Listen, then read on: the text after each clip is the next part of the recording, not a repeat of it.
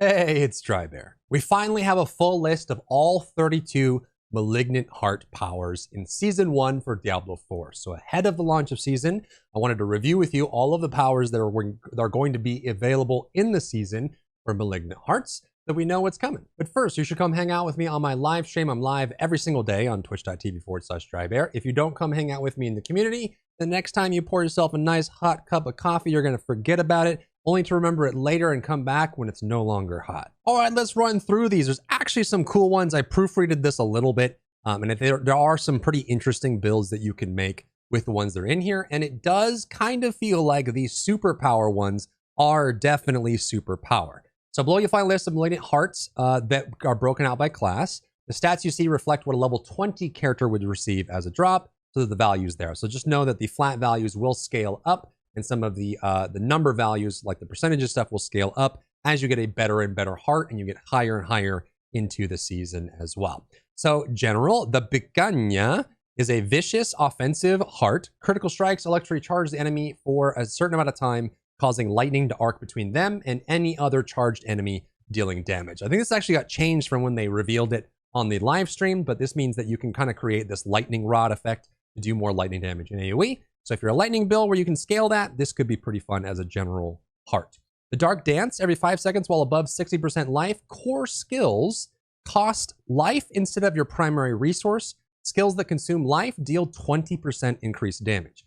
I don't see this ever being used in High Nightmare or in Uber Lilith, but maybe. It's an interesting one, especially with all the global changes they made that made us squishier overall. I don't know if you'd want to consume life, especially down to 60% life is where it stops consuming life, but it does give you damage increase. These numbers I hope will change because these numbers don't look all that appealing by itself, but we'll see. Tempting Fate, Vicious, you gain critical strike damage, but your non-critical strikes deal 15% less damage. This is kind of like Grudge, I guess, or like Keen Blunt in Lost Ark, which does work. I mean, if you have a high crit chance, it's overall a huge game. And I think this does help with the loss of crit damage that we get on our gear for Season 1 1.1 patch. So this one will probably be a mainstay in most builds, I'm willing to bet, unless they don't use crits at all. The Lionheart, you gain 10% barrier generation, and you heal life per second while you have an active barrier. This is a very nice defensive, and this will probably make its way into many, many builds that have it available. Revenge, brutal, defensive, 10 to 20% of incoming damage is instead suppressed. When you use a defensive, subterfuge, or macabre skill, all suppressed damage is amplified by 250% and explodes, dealing up to fire damage around nearby enemies. So it's kind of like a stagger effect from like Brewmasters in World of Warcraft. You absorb some of that damage, soak it up, and then when you use a defensive skill, it blows out and does damage. This one's super fun. These effects are always fun to play with in games, and in an ARPG, I think it's going to be pretty fun to see how far this one goes.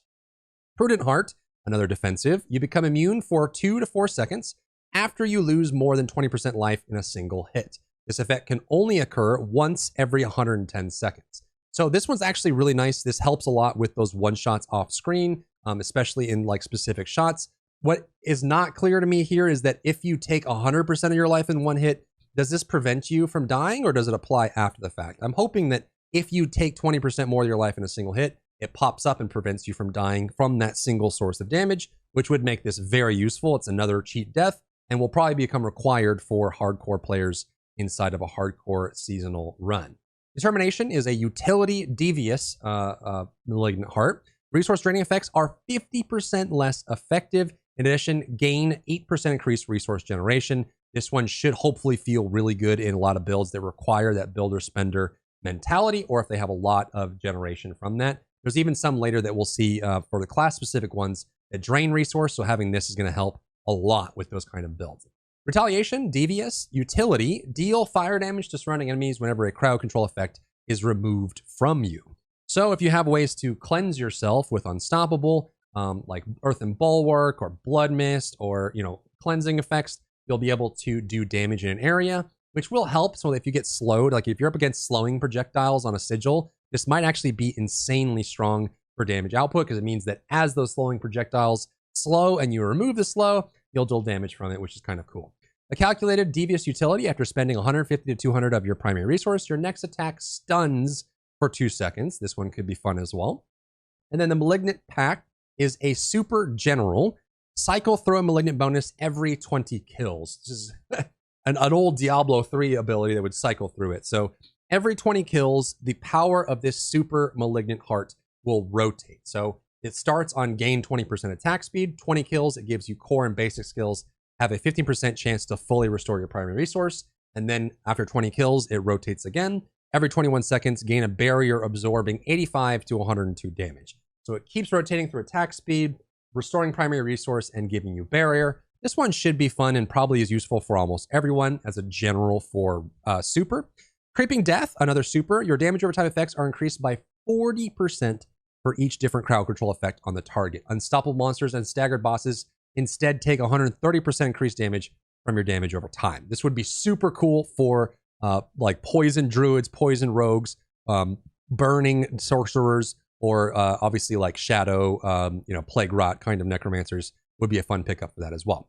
The Barber is another super. Crit strikes and all subsequent damage within 2 to 4 seconds is absorbed by your target. Then the absorbed damage erupts onto surrounding enemies. Stored damage is increased by 10% per second. So when you crit a target, it does no damage. It stores that damage for 2 seconds and then explodes and does 20 to 40% more damage to all the enemies around. So you actually want a higher amount here that delays longer to get more damage. So a perfectly rolled Barber at level 20 would give you 4 seconds of delayed crit damage that then explodes for 40% more to all enemies around. I guess, I don't know if it hits the target there, but if you have AoE builds, this could actually be pretty cool, but it will slow down the momentum of your playstyle quite a lot if you have to wait 4 seconds for these to blow up, which means that every encounter needs to last 5 to 10 seconds to get good value out of this at the highest range, unless you want to go lower, like faster for more damage. This one's kind of interesting. Could feel bad, could be great, depends on how long your encounters are. Barbarian, Focused Rage, Vicious. After spending 100 to 60 Fury within 2 seconds, your next non-basic skills crit chance is increased by 30%. So every 60 Fury, your next non-basic is 30% crit chance higher. This one's going to be good in a lot of builds. Resurgence is a brutal defensive. While below 40 to 60% life, you receive 50 to 60% more healing from all sources. A lot of classes have this available in their skill tree, but it is kind of a nice survival for barbarians in general.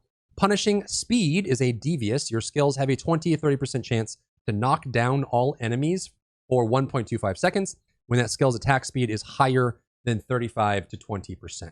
This one has a weird condition on it. I hope that there's an easy way to know when this is going to happen. Like, I don't know if you always know what your attack speed on a skill is, but yeah, you'll have a chance to knock down. And if you're proccing enough attack speed bonuses, you will at least get that benefit.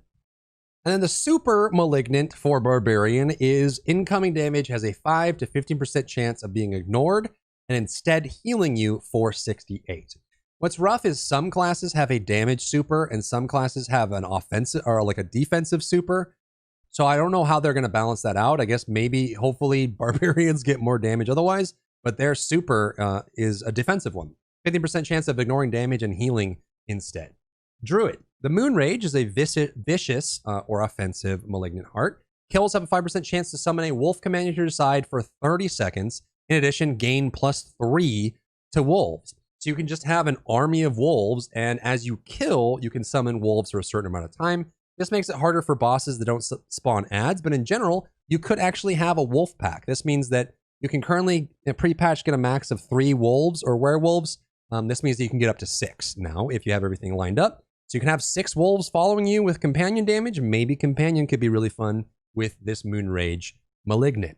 The Agitated Winds is a defensive Malignant. When 8 to 13 close enemies when 8 to 13 enemies are close, automatically cast Cyclone Armor. This cannot occur more than once every 10 to 20 seconds, which will knock back and apply that. But this could be a free way to get Cyclone Armor, and again, would inherit your Cyclone Armor benefits if you've leveled it. So this is actually a pretty cool one for defensive.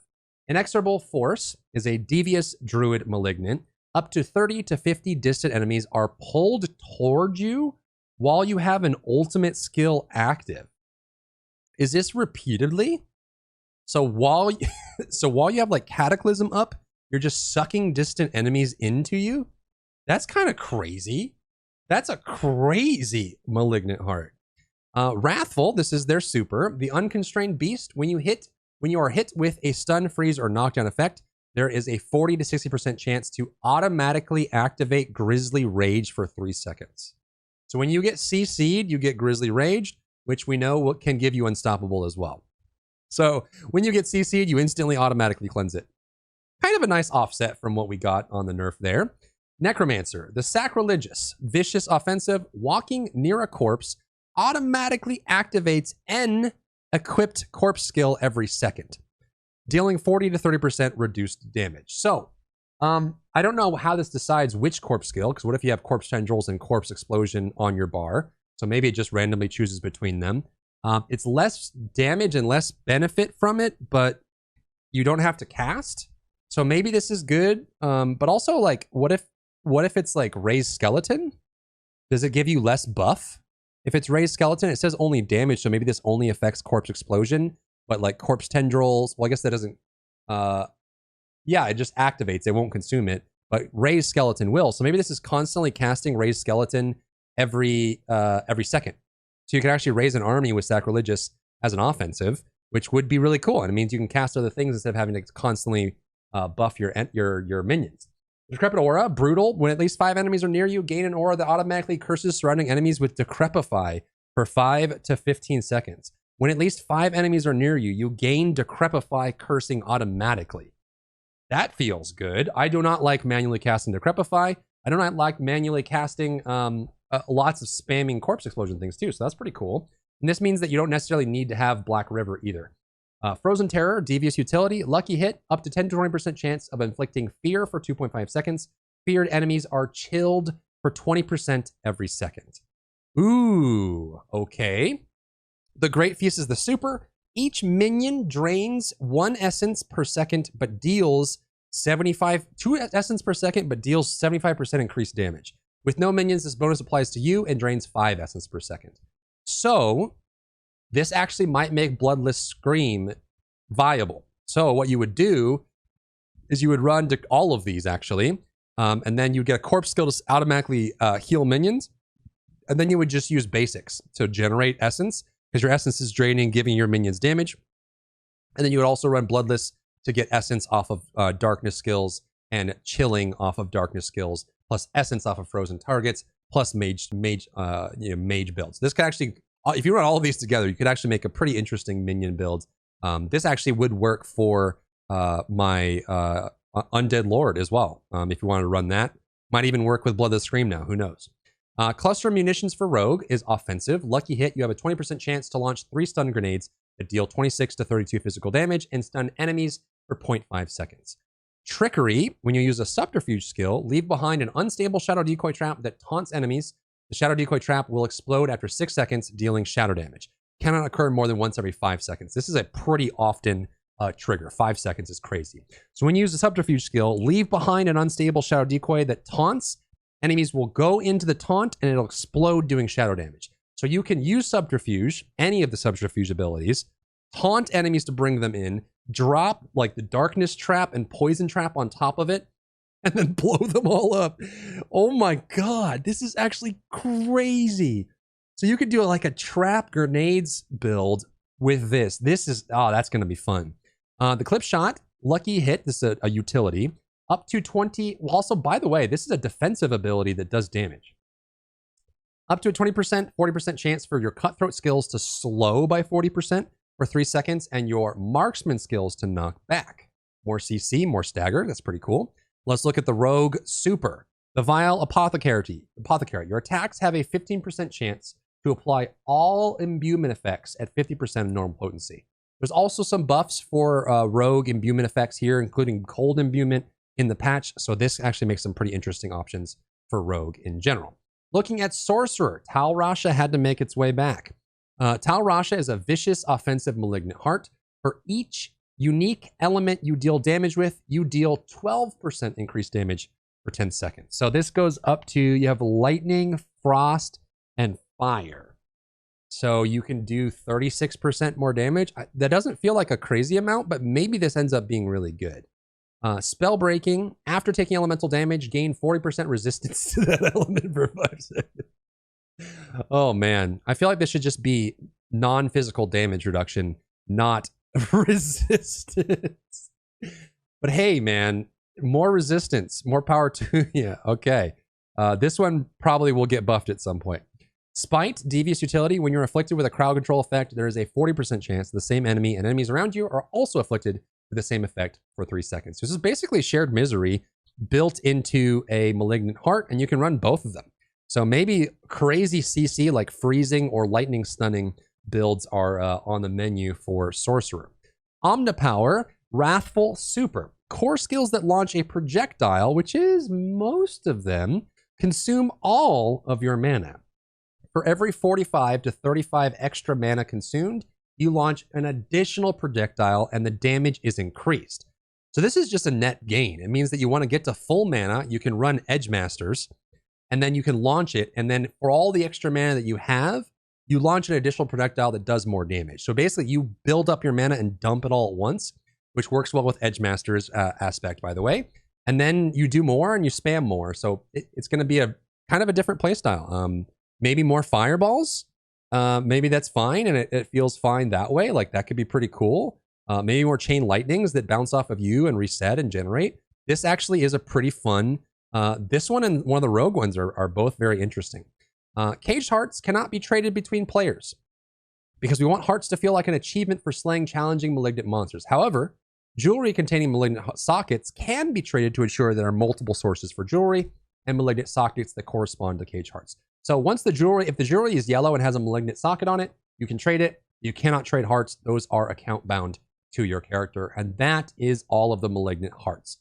Some interesting ones, some very interesting ones that I'm excited about trying inside of the season, but let me know what your thoughts are down below, or come by my live stream and hang out and let me know what you think. If you enjoyed yourself today, leave a like down below. You can support me and my work on Patreon and view Patreon exclusive content, link in the description.